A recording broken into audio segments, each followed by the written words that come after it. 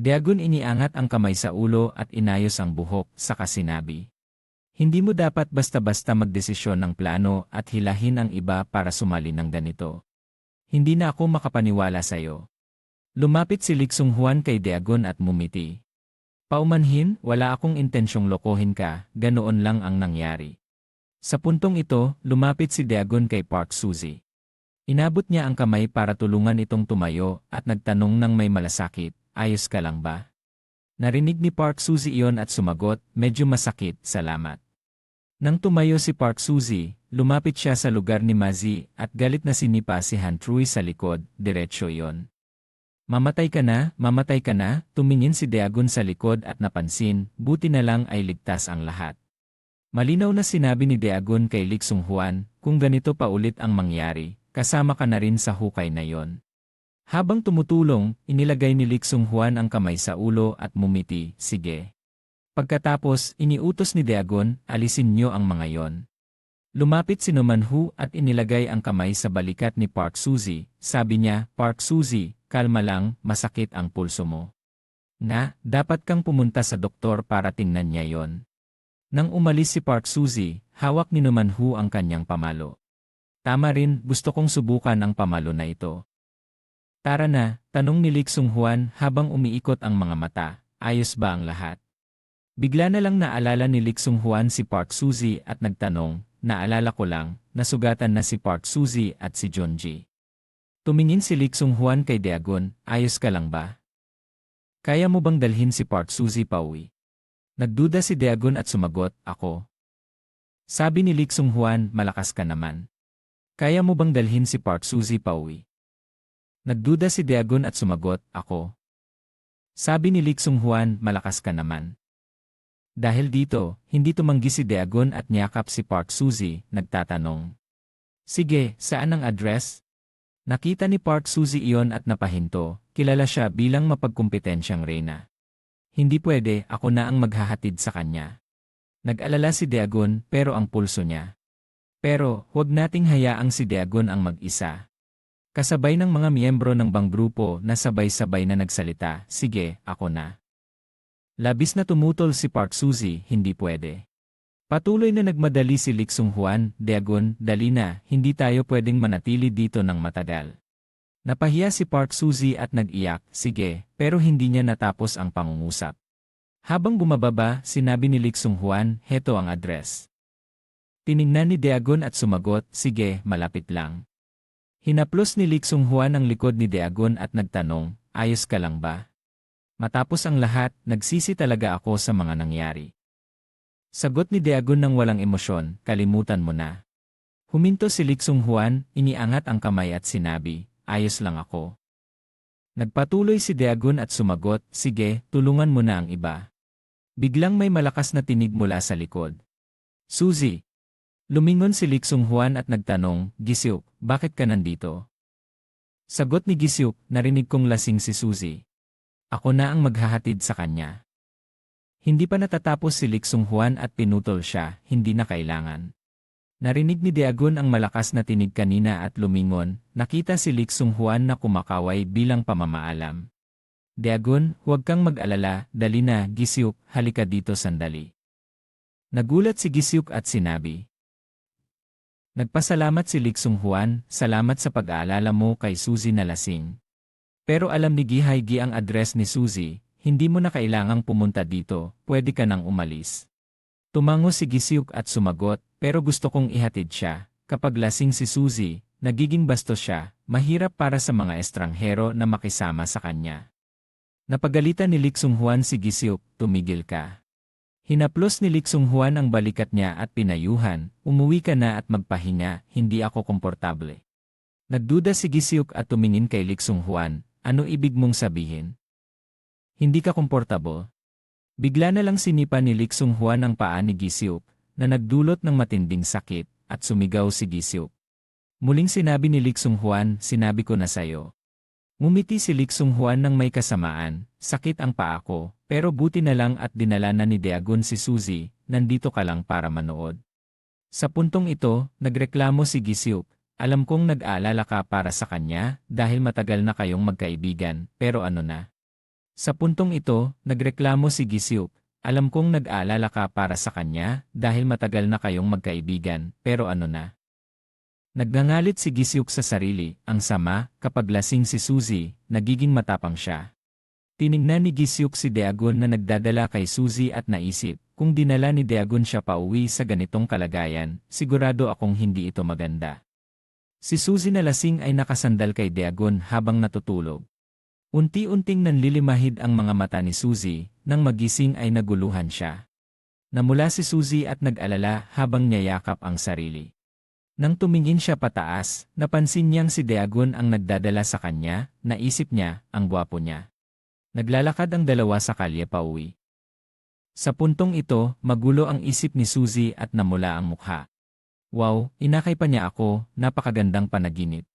Tiningnan ni Daegun ang lalaki sa likod at nagtaka, ano ba ang tinitingnan mo? Nakakainis ba? Nakita ang taxi, malakas na tinawag ni Daegun, taxi. Taxi! Bumuka ang mga mata ni Suzy, namula at mahiyain, sabi niya, hindi ako komportable, hindi ako makakatulog sa kotse. Tiningnan ni Daegun si Suzy nang may pagdududa, gising ka na ba? Hindi sumagot si Suzy at nakapikit. Naghintay ng matagal ang trooper at sumilip, tara na ba? Sagot ni Daegun, pasensya na, hindi kami sasakay. Paulit-ulit na nanalangin si Suzy sa isip, ay hindi, huwag. Bumuka ang mga mata ni Suzy, namula at mahiyain, sabi niya, hindi ako komportable, hindi ako makakatulog sa kotse.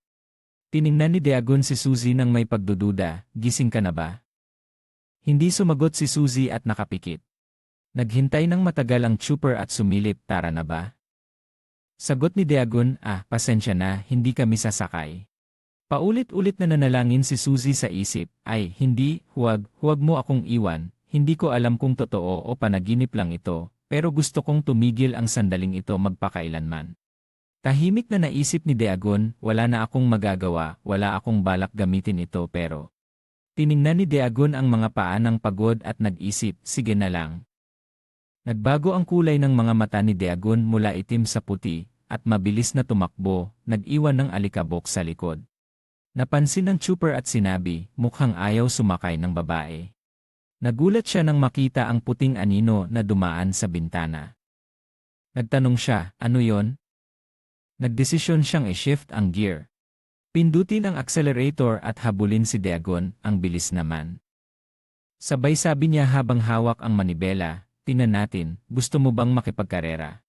Muling sinabi niya, ipapakita ko ang aking 20 taong karanasan sa pagmamaneho sa edad na 57, tanggapin mo na ang pagkatalo. Bumangga ang taxi sa post ng kuryente. Sa ospital, may malakas na tinig, ano ang nangyari sa kanya? Nagulat ang mga assistant, bumangga siya sa poste habang nagmamaneho sa lugar ng mga bata. Ang limitasyon ay 30 km/h. Totoo nga. Nakatayo si Minho at tila may napansin. Tiningnan niya ang pangalan sa plaka at naisip, Xiao Jun. Sinubukan ni Minho alalahanin, parang narinig ko na ang pangalang ito dati. Sa silid ng ospital, may isang babae na nakaupo sa tabi ng kama at nagtanong kay John, kumusta ka na? Kilala mo ba si Aja, kaibigan ko? Kilala mo ba si Daegun, ang taong sinabi ko sayo? Sa labas, narinig ni Minho ang babae na nagsabi ng malakas, gusto ni Aja siya. Naalala ni Minho, Xiao Jun, at naroon din siya. Si Xiao Jun ay kapatid ni Xiao Jin. Nagulat si Minho at naisip, sa silid-aralan, hindi ko kayang magdesisyon ng mag-isa. Inangat ni Minho ang telepono para mag-video at naisip, kailangan kong i-report ito kay Director Lik Sayen. Nagulat si Xiao Jin at tumingin kay Minho sa tabi. Natakot si Minho at halos mawalan ng malay dahil natatakot na malaman ni Xiao Jin ang isang bagay. Madilim ang langit, huminga ng malalim si Daegun at sinabi, ang hirap, saan ba ito? Rap, saan ba ito? Lumapit si Daegun sa residential area. Sa likod ay may isang tao na kumuha ng litrato kay Daegun na nagdadala kay Park Suzy. Napakalinaw ng kuha ng larawan ng dalawa.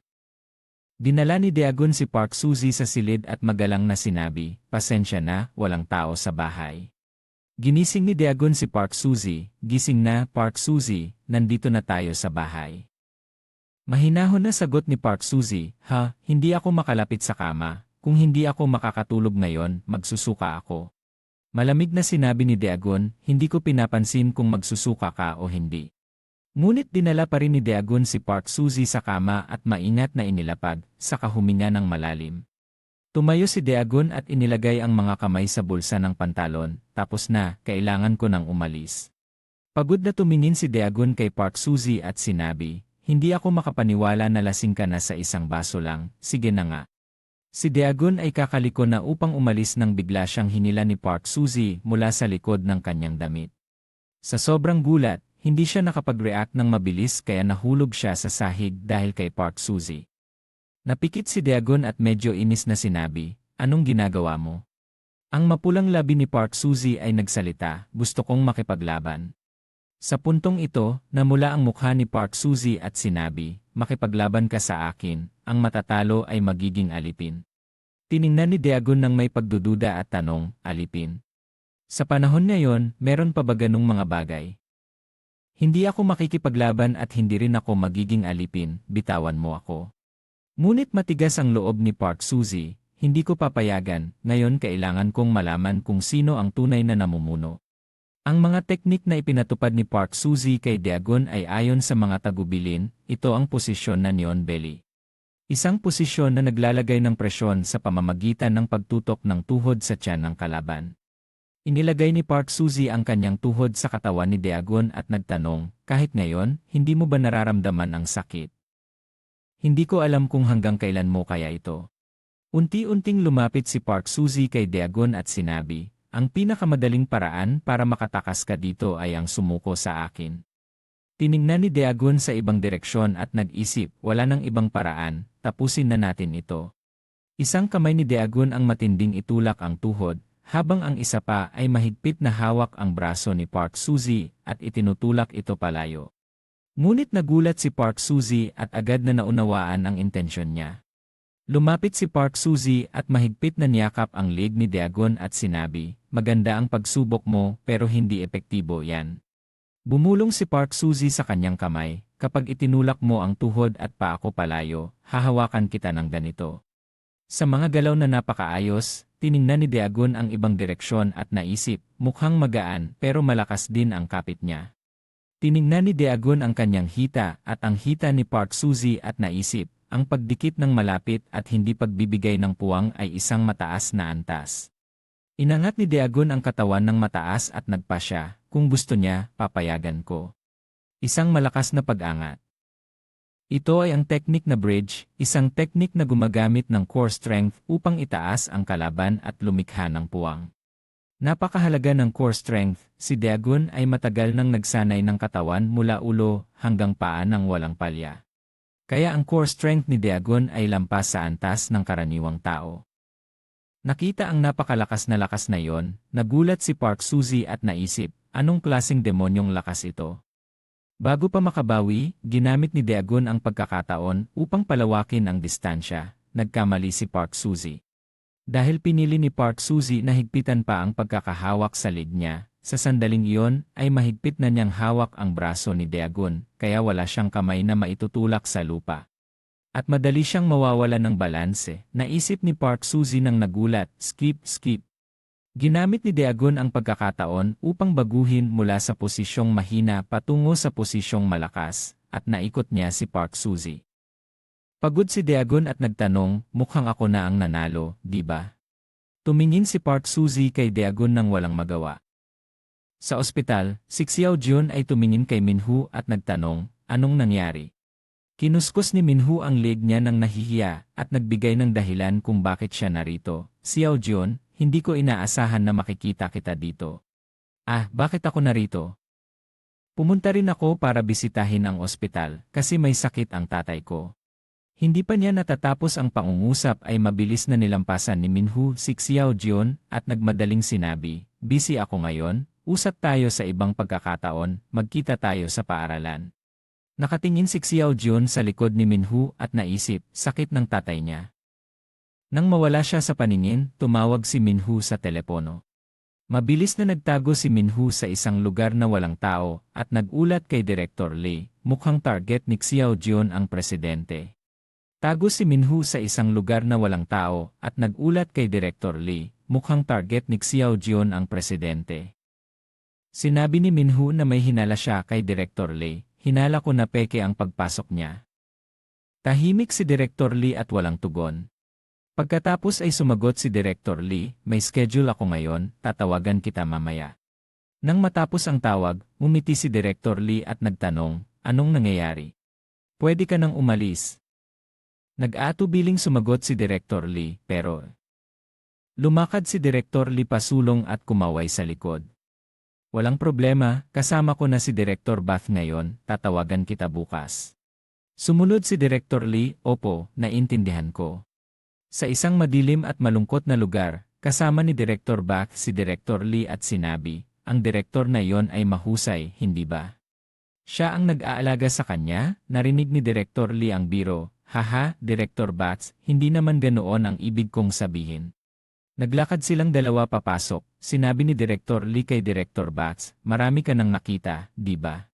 Ngayon makikita mo ang isang ganap na ibang mundo. Masayang sagot ni Director Bath, haha, ang sinabi mo ay medyo nakakatakot. Biglang may isang tao na lumitaw at humarang sa kanila, seryosong nagsabi, ito ay isang construction site, delikado dito kaya limitado ang pagpasok. Nakita ni Director Lee na natakot si Director Bath kaya pinakalma niya, porma lang yan, huwag masyadong mag-alala. Sa harap nila ay isang payat na lalaki na nagbabantay sa lugar. Nang makita silang dalawa, ay tumawag siya sa headquarters para i-report ang kanilang pagpasok. Naramdaman ni Director Bass ang kaba, ang tindi nito, dapat ba akong lumalim pa sa bagay na ito? Tumawa si Director Lee at sinabi, haha, Director Bass, sanay ka lang sa negosyo, kaya hindi ka pamilyar sa ganito.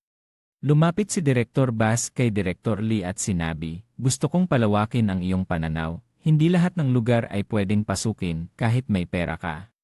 May mga bagay na para lang sa piling tao. Ngumiti si Director Lee at sabi, tulad ng tunay na kalalakihan, ang laban ay para sa tabumpay.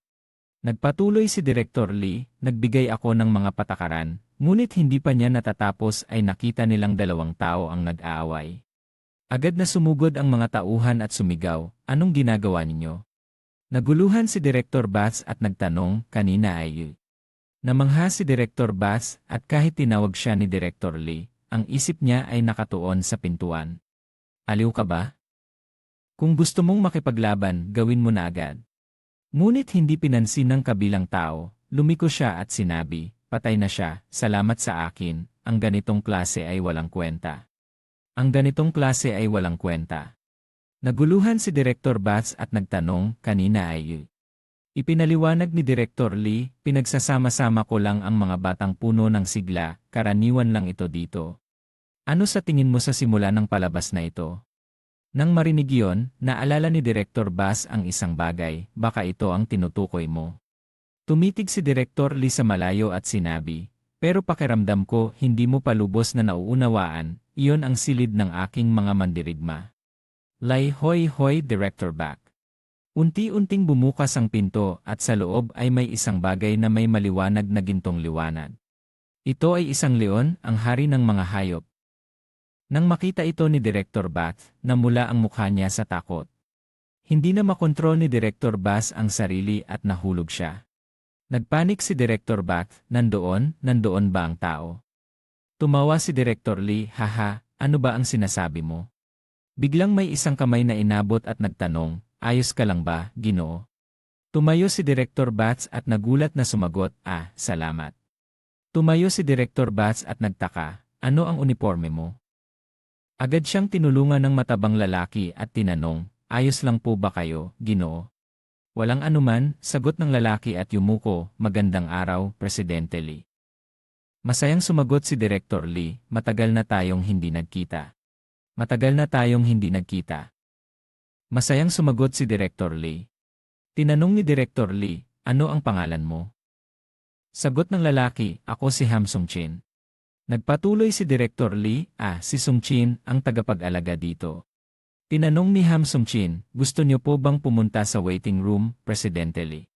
Ngunit tumanggi si Director Lee, hindi, kailangan ko munang makipagkita sa isang tao, asikasuhin mo ang lahat dito.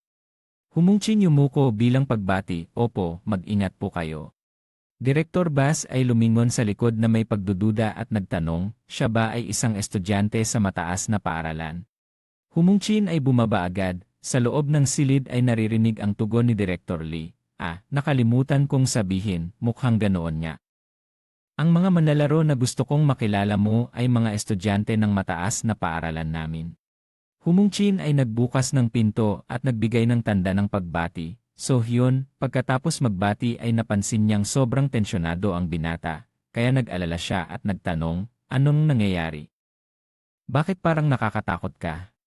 Si So-hyun ay puno ng mga ugat at malalaking kalamnan, sa madilim at misteryosong silid ay may narinig na boses, Director Kim, nandito na po ako. Iiay, sautrong eniaye. Nan, sa madilim at misteryosong silid ay may narinig na boses, Director Kim, nandito na po ako. Narinig ni Director Kim at sinabi, pasok ka na. Director Kim ay masayang nagbigay ng tanda ng pagbati, Pangulo Lee, pagkatapos ay hiram muna. Director Lee ay malamig na sumagot, matagal na tayong hindi nagkita. Nang makita ni Director Lee ang misteryosong binatang nakatayo sa tabi ni Director Kim, tinanong niya, sino ang manlalaro na iyon? Napilitan si Director Kim na ngumiti at sinabi, lumabas ka muna sandali. Agad na nagtanong si Director Lee, bakit kailangang maging lihim? Nang marinig iyon, tumingin si Director Kim sa binata at nagsalita, kung malalaman ni Pangulo Lee, magiging sorpresa yon, di ba? Sa silid ay nakikita si Park Suzy na may malaki at maputing katawan. Ang lead ni Daegun ay hirap na lumunok habang nakikipaglaban kay Park Suzy. Mahigpit pa rin hawak ni Daegun ang braso ni Park Suzy. Si Daegun ay matalim ang tingin habang si Park Suzy ay patuloy na humihinga sa mukha ni Daegun. Tahimik na iniisip ni Daegun, ano ito? Akala ko ba nagsasalita lang siya, pero mas malakas siya kaysa sa akin.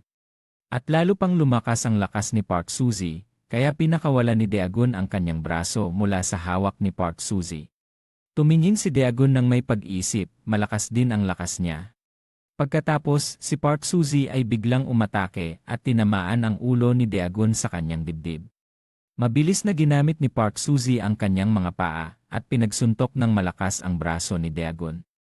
Sa huli, ang mga paa ni Park Suzy ay naipit ang braso ni Daegun. Tahimik na iniisip ni Park Suzy, paano niya nagawang harangin? Paano siya naging ganito kagaling? Kung hindi dahil sa diskarte, dapat ako na ang nanalo. Siya naging ganito kagaling. Kung hindi dahil sa diskarte, dapat ako na ang nanalo. Nang maubos ang lakas, si Daegun ay naglunsad ng kontra at itinapon si Park Suzy pataas. Napilitan si Park Suzy na mabuksan ang kanyang damit at biglang dumiretso ang kamay ni Daegun. Mabilis na hinawakan ang braso ni Park Suzy, siya ay nagpanik at nagpakawala ng mga galaw, ano ito? Huminga si Daegun ng maluwag, nakuha na kita. Si Park Suzy ay sumisigaw mula sa ilalim. At ang kamay? Medyo bastos ka na. Ngunit hindi pinatawad ni Daegun at sinabi, alam ko na ang susi, yon ba ay ang paa? Tahimik na tumigil si Park Suzy at naalala, paa, pagkatapos ay lumingon sa ibang direksyon at sinabi. Nagtingin si Park Suzy nang hindi maintindihan, pero ano naman ang tungkol sa paa na yon? Nagpatuloy si Park Suzy, huwag mong sabihin na balak mong, hindi pa niya natatapos ang pangungusap ay biglang niluhod ni Daegun si Park Suzy. Si Park Suzy ay sumigaw, sandali lang, ano nang ginagawa mo? Paulit-ulit siyang nagpakawala ng walang pag-asa. Paulit-ulit siyang nagpakawala ng walang pag-asa. Nakita ni Daegun na kalmado ang paa niya, kaya tinanong niya, bakit mo ginagawa ito? Si Park Suzy ay nagtataka, para saan ito? Pagkatapos ay inilagay ni Daegun ang kanyang paa kay Park Suzy, umupo, hinimas ang buhok at huminga ng maluwag, kasi kung hindi ko gagawin ito, hindi ito matatapos. Pagkatapos ay lumiko si Daegun at umalis habang si Park Suzy ay patuloy na sumisigaw, pakawalan mo ako. Pagkatapos lumabas sa apartment, si Daegun ay umalis na pawis at nagreklamo, ang init ng pawis, bigla akong napawisan dahil saan kaya. Naglakad si Daegun sa madilim na anino. Sa malayo, may isang tao na nagtatago sa tabi ng isang istasyon ng kuryente at binabantayan ang bawat kilos ni Dagon. Ang telepono ng taong iyon ay nagpakita ng larawan ni Dagon. Napatingin si Samuel kay Dagon at nag-isip, malinaw na may talento siya, pero bakit siya napawisan ng ganito? Posible ba na marami siyang hawak na larawan? Sa dilim, biglang may narinig na tawag, "Sohyon, maghanda." Ngunit hindi pa natatapos ang pangungusap ay tumunog ang telepono.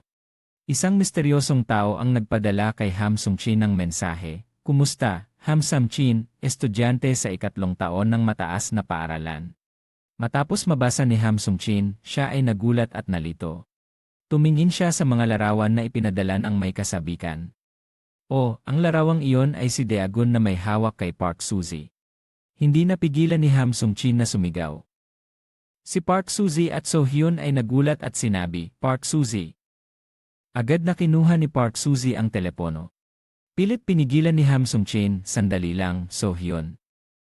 Ngunit hindi pinansin ni Sohyon at patuloy na tinitingnan ang larawan ni Dagon na may hawak kay Park Suzy. Sam-chin kinukurot ang ulo nang hindi maintindihan, "Sandali lang, hindi malinaw ang pinanggalingan ng larawang ito, hindi ko alam kung sino ang nagpadala. Ang lalaking nasa larawan ay mukhang kahawig, pero hindi ko alam ang eksaktong sitwasyon." Si Sohyon ay mabilis na nag-scroll sa mga sumunod na larawan.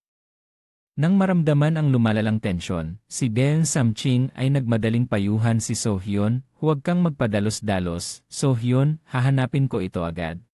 Ngunit tahimik at galit na sagot ni Sohyon, "Kahawig." Kailan? Galit na pinisil ni Sohyon ang screen ng telepono hanggang sa mabasag. Ang batang lalaki na may malalakas na kalamnan ay tila isang third-year high school student na mahigpit na niyayakap si Bang Hodong. "Tito Sohyon," galit na utos ni Sohyon kay Gal Sam-chin, "mabilis, sabihin mo sa akin." Sa oras na yon, si Park Sohyon ay naglalaban sa kama upang makawala sa kumot. Sa wakas ay naalis niya ang kumot sa kanyang katawan. Si Park Sohyon ay sumigaw, Dudusu, pagkatapos ay tumingin sa bukas na pinto ng kwarto, "Bakit ang bilis mo?" Namula si Park Sohyon at nagsabi ng may pagkainis, "Pikon ka, hindi ka ba pwedeng manatili ng mas matagal?" "Yenan, ano ba ito, parang may nangyayari ba?" Sa kabilang banda, si Dagon ay nakatayo at naninigarilyo nang may isang tao ang pumasok at nagsabi, "Senior, magsisimula na ang laban." "Inaasahan ko talaga ang laban na ito, laban kay Park Sohyon," sagot ni Dagon nang wala. "Inaasahan ko talaga ang laban na ito, laban kay Park Sohyon," sagot ni Dagon nang walang gaanong interes. "Tama nga," sagot niya, "tara na."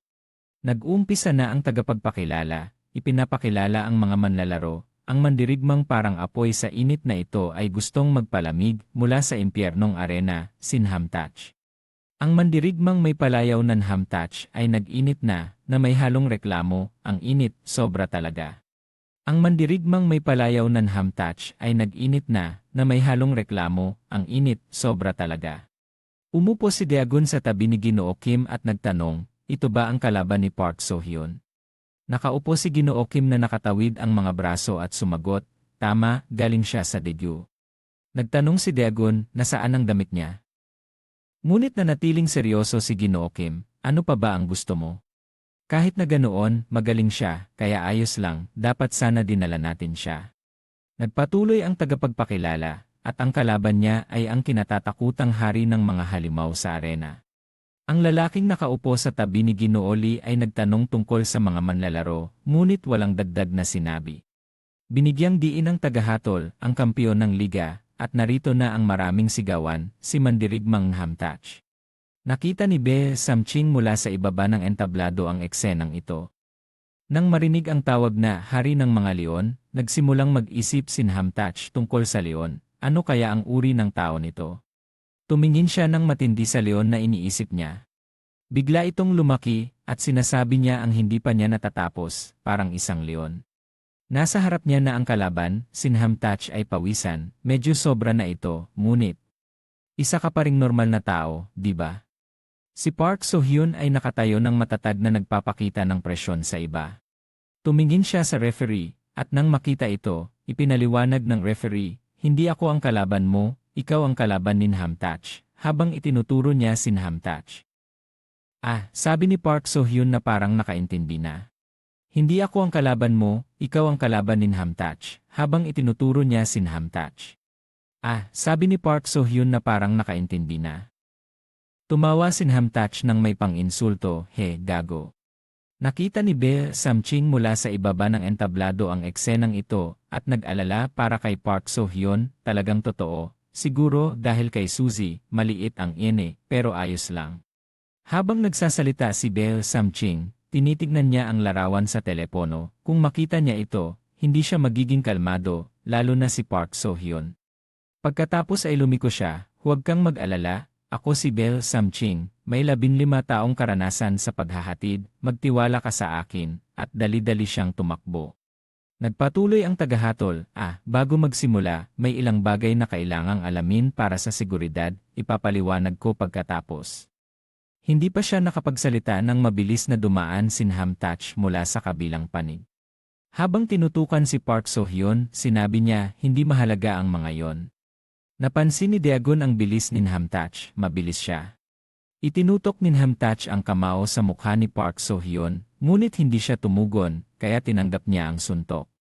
Pinuri ni Daegun ang kakayahan ni Park So-hyun, pinuri ang bilis ni Hamtach, ngunit nag-ingat dahil ang kalaban niya ay si Park So-hyun. Kaya't ang hindi pagtugon ni Park So-hyun sa suntok ni Hamtach ay nagulat kay Ginoo Lee at Ginoo Kim. Magaling ang suntok, sabi ni Ginoo Kim. Ginamit ni Hamtach ang pagkakataon at inatake ng sunod-sunod si Park So-hyun, pagkatapos ng suntok sa mukha ay isang hook mula sa ilalim. Sumunod ang isang suntok mula sa itaas pababa, nagdududa siya kung bakit hindi sumagot si Park So-hyun, ang gago na ito, ano ba ito? Hindi siya sumagot, tahimik na tinanggap ang mga suntok. Ang lalaking katabi ni Ginoo Lee ay nagsalita upang alisin ang tensyon. Mukhang hindi maganda ang kalagayan ng manlalaro ninyo, ganito talaga ang buhay, minsan panalo, minsan talo. Sinabi ni Daegun, malakas siya, pero hindi siya yung tipo na madaling atakihin, parang hindi siya nakatutok. Sa arena, patuloy ang mga suntok ni Hamtach at tinatanggap lang ni Park So-hyun. Lalo pang nagiging agresibo si Hamtach, habang sumisigaw, ano ba yan? Magdepensa ka naman. Sa bawat suntok, si Park So-hyun ay natutulak hanggang sa sulok ng arena nang tumunog ang pito. Tumigil si Hamtach at tumingin nang nagtatanong, ano ba yan? Referee, nagbibiro ka ba? Pagkatapos ay hinila niya ang buhok ni Park So-hyun at seryosong sinabi, hoy, gago, hindi ka talaga lumalaban. Akala mo ba nandito lang ako para suntukin ang isang bag? Kung magsisimula akong magkwe. Tumigil si Hamtach at tumingin nang nagtatanong, ano ba yan? Referee, nagbibiro ka ba? Pagkatapos ay hinila niya ang buhok ni Park So-hyun at seryosong sinabi. Hoy, gago, hindi ka talaga lumalaban. Akala mo ba nandito lang ako para suntukin ang isang bag? Kung magsisimula akong magkwento, ilang laban na ang nilabanan ko para makarating dito. Sinasabi nila na dito, pwedeng mamatay ang isa sa laban. Handa ka na bang pumatay o mapatay para maging mas kapanapanabik ang laban? Tama ba? Kaya kung gusto mong mabuhay, tumayo ka at suntukin ng tama. Habang nagsasalita, inihanda niya ang suntok, hindi ko maintindihan bakit nandito ka pa, kung gusto mo lang masaktan. Hindi pa niya natatapos ang pangungusap nang makatanggap siya ng suntok sa tiyan mula kay Park So-hyun na hindi niya naiiwasan. Ang suntok ni Park So-hyun ay nagpaiyak kay Hamtach at yumuko habang hawak ang tiyan dahil sa gulat. Nakatingin si Park So-hyun ng matatag kay Hamtach na dumudugo sa arena. Sa pagkakataong iyon, nagsalita si Ginoo Lee, alam mo, sa sinaunang imperyo ng Lamma, pinapaglaban nila ang leon at tao sa arena. Dito, kakainin ka o kakainin mo, isang laro ng buhay o kamatayan. Ikinumpara ni Ginoo Lee ang laban ng leon at tao sa imperyo ng Lamma sa laban ni Park So-hyun at Hamtach. Tinanong niya ang katabi, sino sa tingin mo ang mananalo? Nag-atubili ang katabi. Siyempre, sabi niya.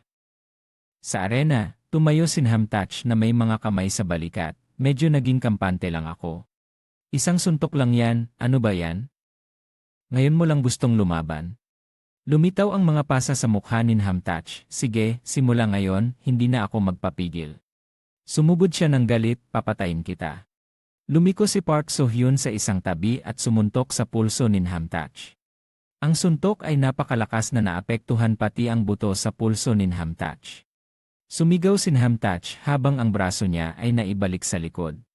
Hindi tumigil si Park So-hyun, inihanda ang suntok patungo sa tadyang ni Hamtach na nagdulot ng pag-iyak ng buto. Sakit na sakit si Hamtach at muling yumuko. Lumapit si Park So-hyun, hinawakan ang ulo ni Hamtach na itinaas, natakot si Hamtach at nagmamakaawa, sandali, huwag.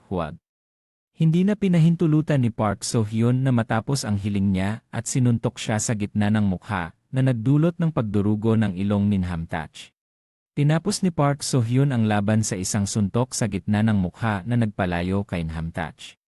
Nagpatuloy si Ginoo Lee, para sa tao, kahit gaano man kaliit ang armas ng leon, maaari itong magdulot ng kamatayan at banta sa buhay. Sa arena, hindi naglalaban ang tao at leon, walang umaasang mananalo ang tao. Tumawa siya, mapanganib ito, kaya tinatawag nila itong hari ng leon dahil napaka-entertaining nito. Bumalik sa arena, si Hamtach ay dumudugo pa rin, dahan-dahang lumapit si Park So-hyun at tinanong, anong pangalan mo? Sumagot ang may pulang buhok. Hamtach, So-hyo ay nagpatuloy, dati ba tinanong mo ako, di ba? Ang dahilan kung bakit nakarating ako dito ay dahil may isang magandang kapatid na babae akong umiibig, para sa kanya, kaya kong gawin ang lahat. Hindi ka ba curious kung gaano kaganda ang kapatid kong babae? So-hyo ay nagsabi, gusto kong ipakita sa'yo, pero isipin mo, ang dahilan ng pagdating mo dito ay para labanan hanggang mamatay, tama ba? Ang apat na salitang ilabanan hanggang mamatay ay binigyang diin ni So-hyo na ikinagulat ni Hamtach. Tiningnan niya si So-hyo na parang isang leon na nakatutok sa kanyang biktima, ang matapang na mandirigmang iyon ay humugot ng espada. Ngunit nang harapin niya ang leon, agad siyang tinamaan nito at wala na siyang ibang pagpipilian kundi ang mamatay.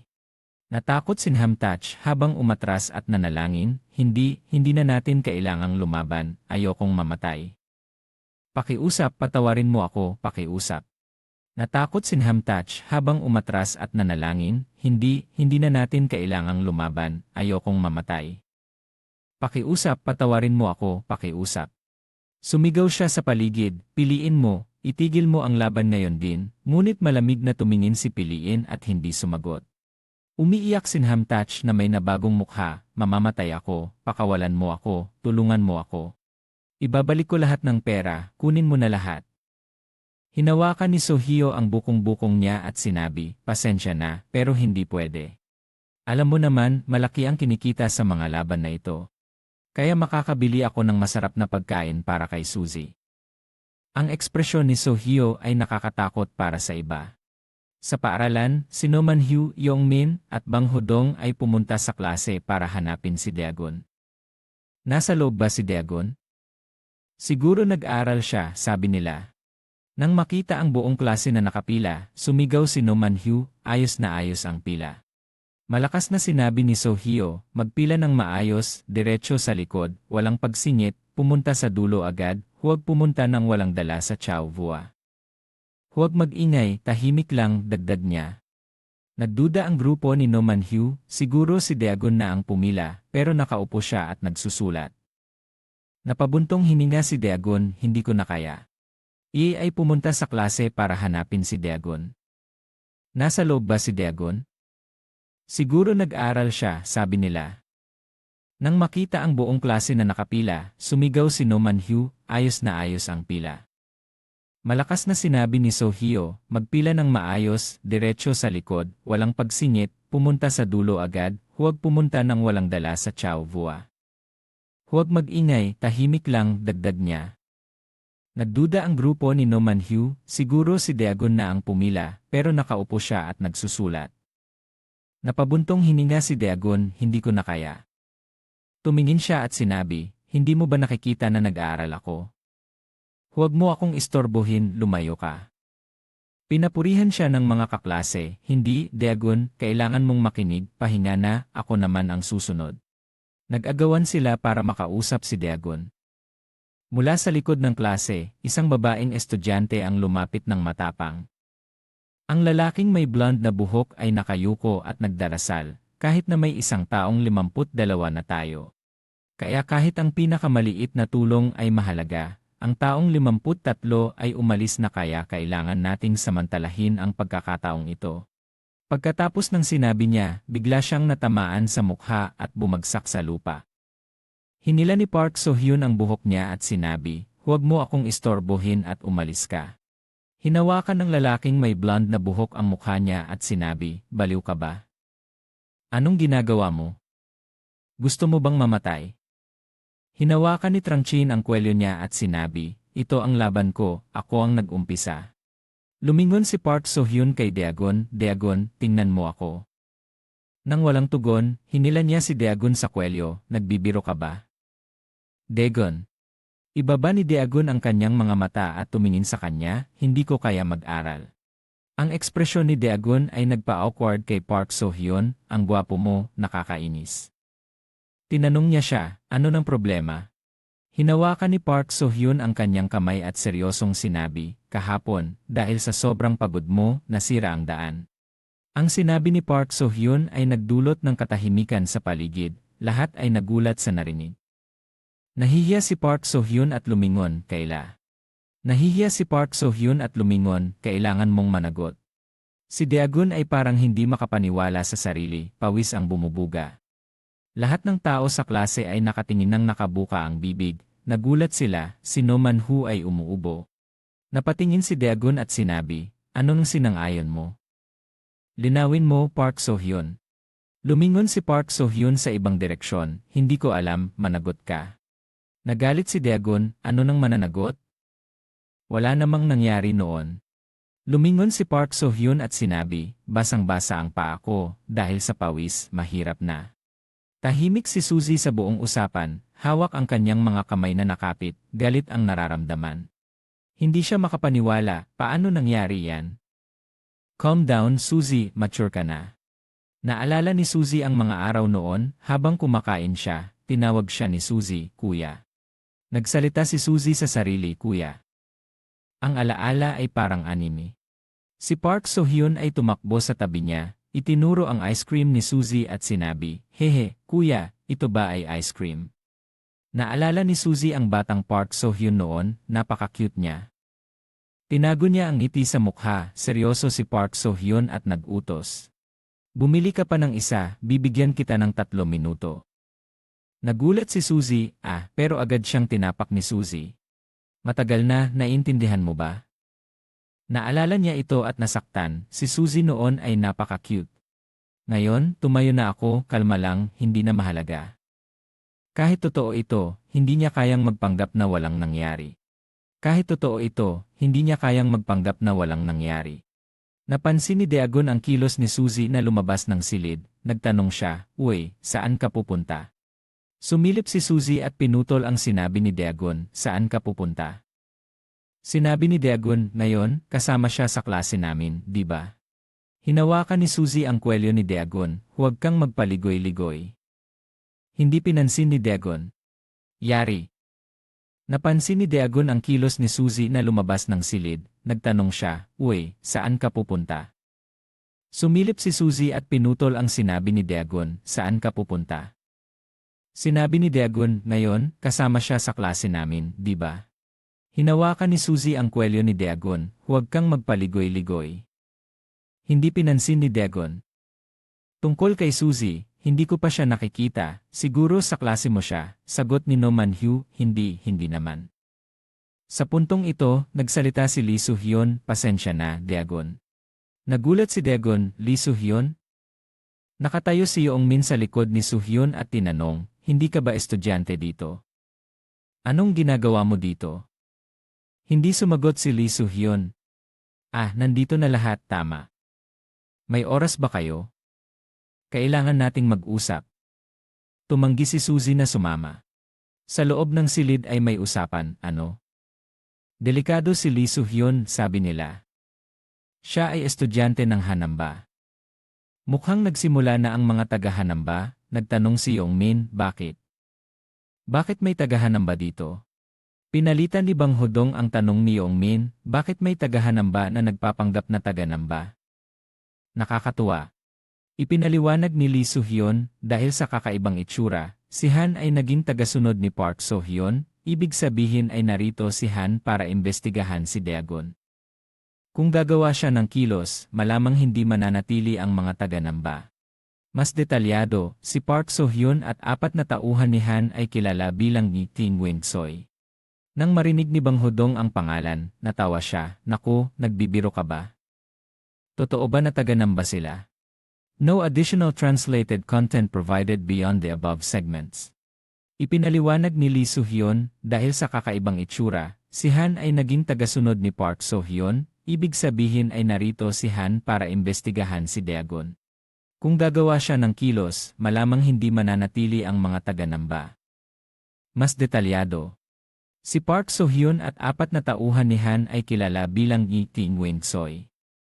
Nang marinig ni Bang Hodong ang pangalan, natawa siya, "Naku, nagbibiro ka ba? Totoo ba na taga-Namba sila?" Nagbigay ng thumbs down si Yoong Min. Umupo si No Man-hu at sinabi, "Ying Wing-soy. Talagang ayaw ko sa pangalang iyon.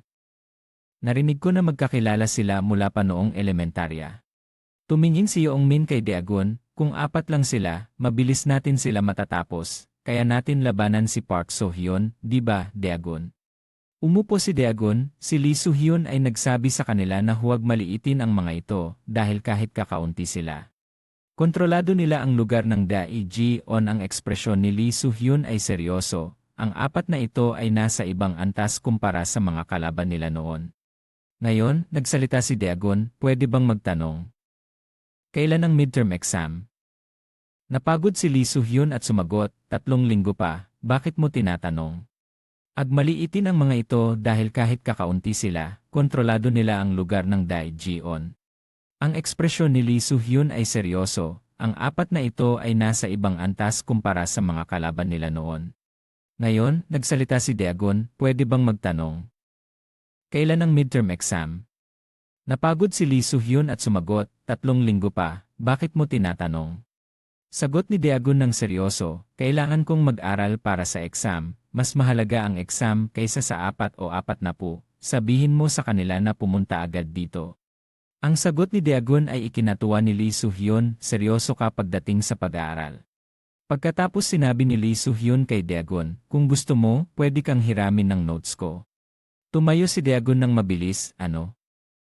Ang mayaman na tulad mo ay nagpapahiram sa akin? May 10 nobya ka pa, gusto kong lumaban, hindi, gusto kong mag-aral ng mabilis."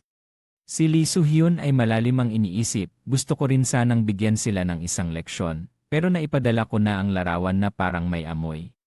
Gayunpaman, hindi ko alam kung ano ang ginagawa nila o kung nasaan sila, nagtatanong ako sa sarili ko kung ano ang nangyari." Lay amoy. Gayunpaman, hindi ko alam kung ano ang ginagawa nila o kung nasaan sila, nagtatanong ako sa sarili ko kung ano ang nangyari. Si Lee Samching ay nagpipush ng mensahe sa grupo ng chat ng 4 na elemento, nagtatanong, ano kaya ang ginagawa nila? Nakakainis, iniwan pa ako. Si Il-hagon, ang pangalang ito ay laging mahilig magsalita. Naiisip ni Lee Samching kung sasabihin ko kay So-hyo. Hindi pwede, abala si So-hyo ngayon, kailangan kong ayusin ito mag-isa. Mula sa isang sentro. Ang mga estudyante ay nag-uwian, isang grupo ang nag-uusap, ang araw na ito ay talagang nakakainip, gusto mo bang pumunta sa internet cave? Sumagot ang kabilang panig, ayoko, kailangan kong pumunta sa review center ngayon. Nagulat ang isa. Kakatapos mo lang sa review center, ngayon pupunta ka naman sa ibang review center. Tumawa ang kabilang panig, kilala mo ang nanay ko. Pagod na pagod siya. Nagpatuloy ang usapan, kakaiba ka, sino ba naman ang hindi mag-aaral ng husto dito? Tama ka, tama, ang programa dito ay napakalakas sa physics. Mula nang lumabas si Hanamba sa sentro, ay tahimik siyang naglalakad pa uwi mag-isa. Mula nang lumabas si Hanamba sa sentro, ay tahimik siyang naglalakad pa uwi mag-isa. Nang dumaan siya sa isang kanto, may nangyayaring pananakot ng pera. Sinabi ng bully, hoy, gago, sinabi ko na ba na ibigay mo ang pera dito? Nakakadismaya talaga. Lahat ay dahil sa'yo, mililit, paano mo gustong harapin ang responsibilidad? Nang mapansin ni Hanamba na dumadaan siya. Tinawag siya ng lalaki, "Hoy, ikaw, nakasunglases, may itim na backpack, suot puting damit, kulay abo itim na pantalon, itim na sapatos, ikaw yan, gago ka." Huminto si Hanamba, itinuro ang sarili para kumpirmahin kung siya ang tinatawag, sinabi ng mananakot, "Ikaw nga, ito ang utos ko." Lumingon si Hanamba at nilapitan ang lalaki, nang aasar ang bully, "Tingnan mo ang mukha mo. Ang estilo ng pagsuot ng kwelyo ng damit mo hanggang lig, siguradong ikaw ay isang huwarang estudyante, hindi ba?" Nang lumapit si Hanamba sa harap ng lalaki, dahan-dahan itong nagsalita, "Ano ito, mas matangkad ka kaysa sa inaakala ko, nag-gym ka ba?" Tumingin siya sa likod. Kahit na karamihan dito ay mahina, kakaiba ang lalaking ito. Sabi ng isa sa grupo ng mga mananakot, "Tama na ang kalokohan, bilisan mo, kunin ang pera niya at umalis na tayo." Lumingon si Hanamba sa likod ng lalaki na humarang sa kanyang mukha. Pinatama ng lalaki ang kamay niya sa dibdib ni Hanamba at nag-utos, "Narinig mo ba? Ibigay mo sa akin ang pera at pati ang ipad, ano ang tinitingnan mo? Narinig mo ba? Ibigay mo sa akin ang pera at pati ang ipad, ano ang tinitingnan mo?" Hindi nagsalita si Hanamba. Tumingin sa mga tulisan na nakangiti sa likod, kasama ang estudyanteng pinanakot na nanatiling nakatayo. Nang makita ng mananakot na hindi tumutugon si Hanamba, nagalit siya, "Matapang ka pala." Pinukpok niya si Hanamba sa mukha ng ilang beses. "Hindi mo ba naintindihan ang sitwasyon? Ilang beses na kitang pinagsabihan para magising ka." Agad na hinawakan ni Hanamba ang kamay ng lalaki, pinihit ito pabaliktad na nagdulot ng sakit sa lalaki. Isang suntok sa dibdib ang nagpatumba sa tulisan sa lupa. Nang marinig ang ingay, lumingon ang mga tulisan, anong nangyari sa lalaking ito?